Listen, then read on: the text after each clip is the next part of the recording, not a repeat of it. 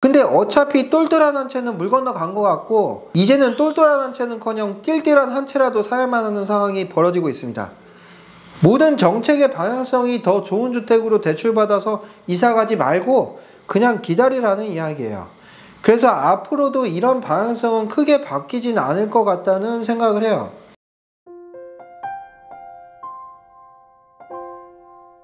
이 똘똘한 한 채 선호 현상이 언제부터 시작이 됐던 거냐면 벌써 8년 가까이 진행이 되었는데요. 2017년도에 다주택자를 부동산 투기의 원흉으로 보게 되면서 계속해서 다주택자의 전쟁이 지금까지도 지속되고 있습니다. 나는 집이 없는데 다주택자는 여러 채를 가지고 있다고 하니까 정말로 화가 날 일이에요.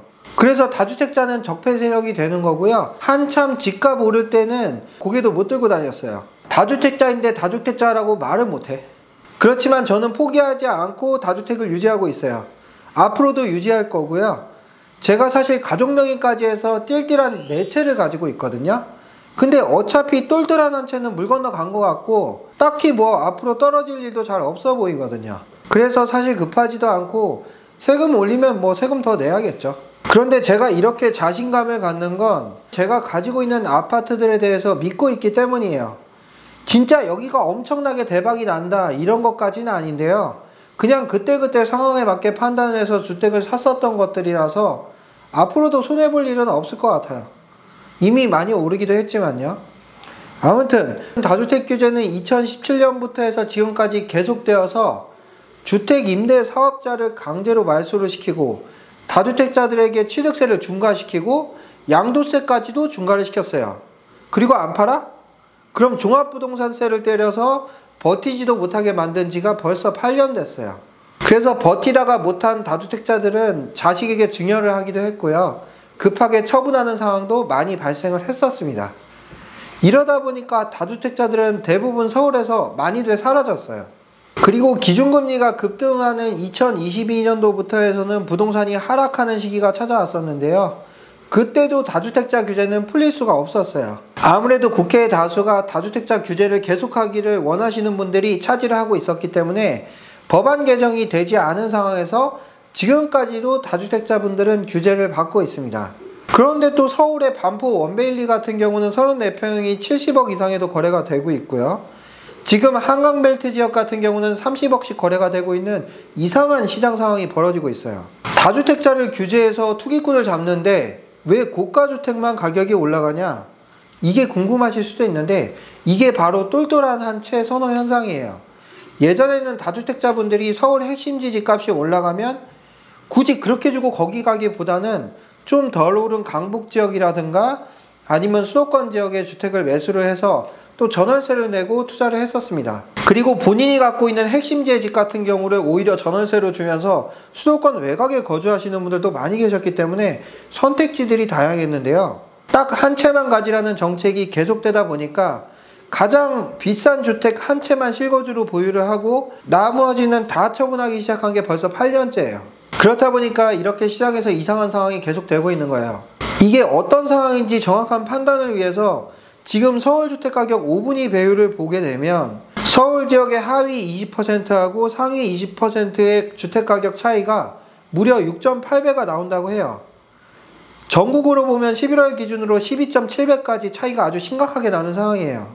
그러니까 서울에서 하위 20%의 주택 평균가가 5억이라 치면 상위 20%의 평균가는 34억에 달한다는 이야기고요. 전국을 기준으로는 5분위 배율이 25년 11월 기준으로 12.7배예요. 하위 20%의 평균가가 약 1억 2천만 원 정도 된다 치면 상위 20%의 평균가는 15억 2천만 원이 나온다는 얘기예요. 그래서 이게 도대체 어떻게 돼가고 있는지 궁금하실 텐데요. 2017년도 기준에서 전국 평균 주택가격 5분위 배율이 5.1배였어요.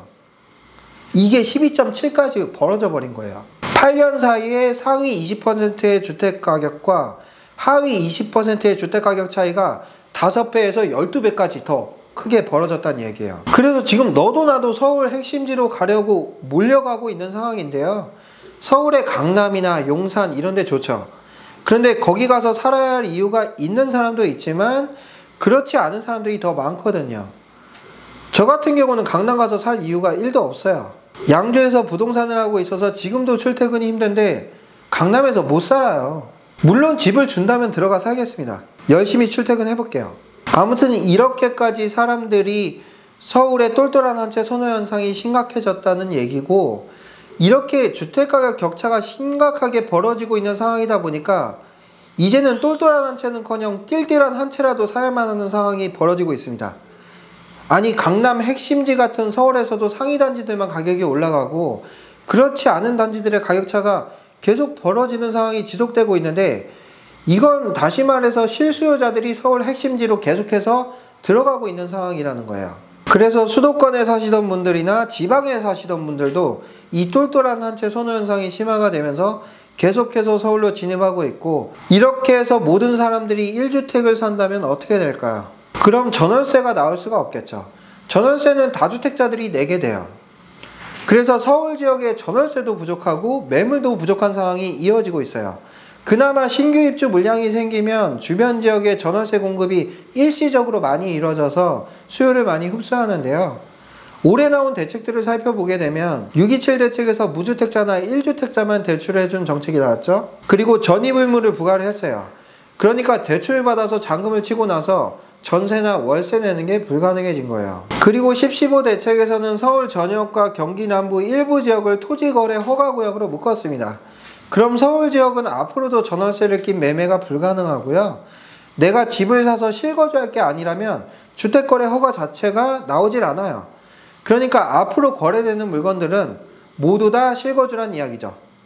이렇게 실거주자로 서울에 있는 모든 집들이 모두 1세대 1주택이 돼버린다면 전월세 물량은 더 적어질 수밖에 없습니다.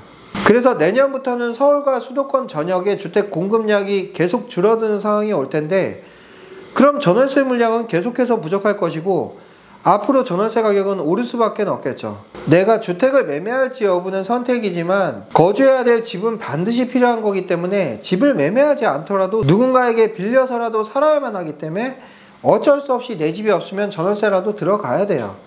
그래서 전월세 가격이 오르는 건 매매 가격 상승보다는 사람들에게 주는 영향이 더 크다고 볼 수가 있어요. 그리고 정부의 정책 방향도 사람들이 자주 이사 다니는 걸 원하지 않습니다. 그냥 내 집에 들어가서 살고 좀 불편하거나 더 좋은 집으로 이사 가고 싶더라도 참고 버티라는 방향성을 가지고 있어요. 왜냐면 지금 거래세가 말도 안 되게 비정상적으로 높은 상황이거든요.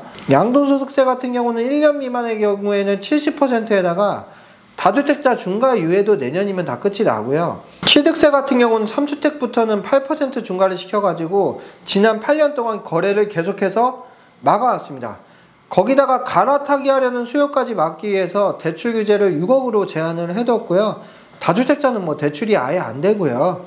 고가주택 같은 경우에는 대출을 더 적게 25억 초과는 2억까지 묶어놨어요. 모든 정책의 방향성이 더 좋은 주택으로 대출받아서 이사가지 말고 그냥 기다리라는 이야기예요.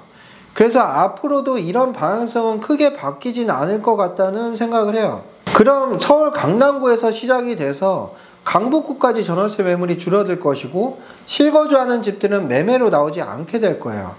이미 지금 그런 상황이 계속되고 있는데 매물도 단지별로 보면 상당히 적고요. 거래량도 적은데 거래가 됐다 하면 금액이 올라서 거래가 계속해서 되는 상황.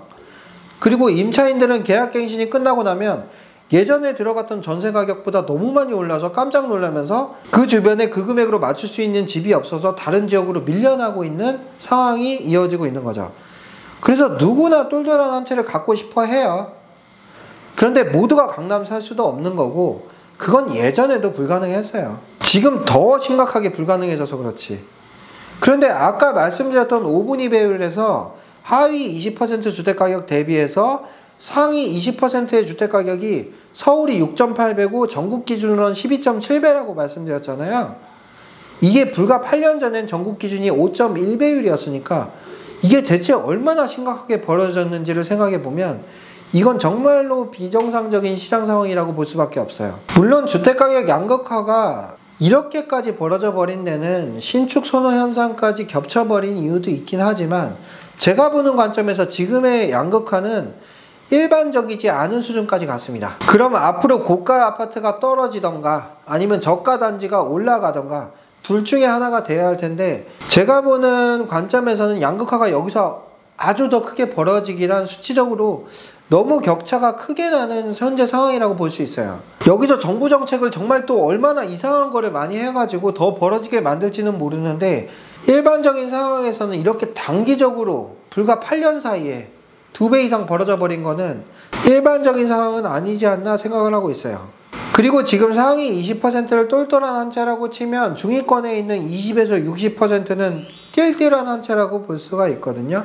양극화가 사회적인 현상임을 감안하더라도 상위 20%가 너무 많이 오른 감이 없지 않아요. 그러니까 지금 압구정 아파트 하나 팔면 도봉구의 아파트에 16채를 산다는 이야기가 있어요. 이렇게나 양극화가 심하게 두드러지는 거는 정책의 영향이 정말 크다고 보고 있고요. 그래서 양극화도 어느 정도는 한계점에 있다고 생각을 하고요. 이번에 서울 전역에 도봉구까지 묶었고 수원 팔당구까지 다 묶었잖아요. 오르지도 않았는데 묶인 지역이 많죠. 그런데 저는 이걸 보면서 올해 서울 상위 20% 주택 가격이 이미 올라서 여기는 어쩔 수가 없고, 앞으로는 중위권 단지들이 더 올라갈 가능성을 보고서 미리 토지거래 허가구역으로 거래를 다 막은 것이다, 이렇게 판단을 하고 있습니다. 서울 기준으로 말씀을 드렸지만 수도권 전체적으로도 생각을 해보면 같은 지역이라도 꼭 지역이 하나로 움직이는 게 아니에요. 지역 내에서도 살기 좋고 더 신축인 단지들이 있고 그렇지 않은 단지들이 있는데, 이 단지들 사이에서도 가격 격차가 나타나고 있어요. 그래서 서울의 상위 지역 같은 경우는 이제는 어차피 일반적인 사람들이 살 수 있는 수준의 금액대를 다 넘어서 버렸기 때문에 수도권에서 지역별로 인기 있는 단지들이나 신축이면서도 거주 환경이 좋은 단지라도 꼭 가지고 계셔야 돼요. 앞으로는 전월세 부족 문제가 계속해서 뉴스에 나오게 될 것 같고요. 지금의 정책 방향으로는 이 문제를 단기적으로 해결할 수가 없어 보입니다.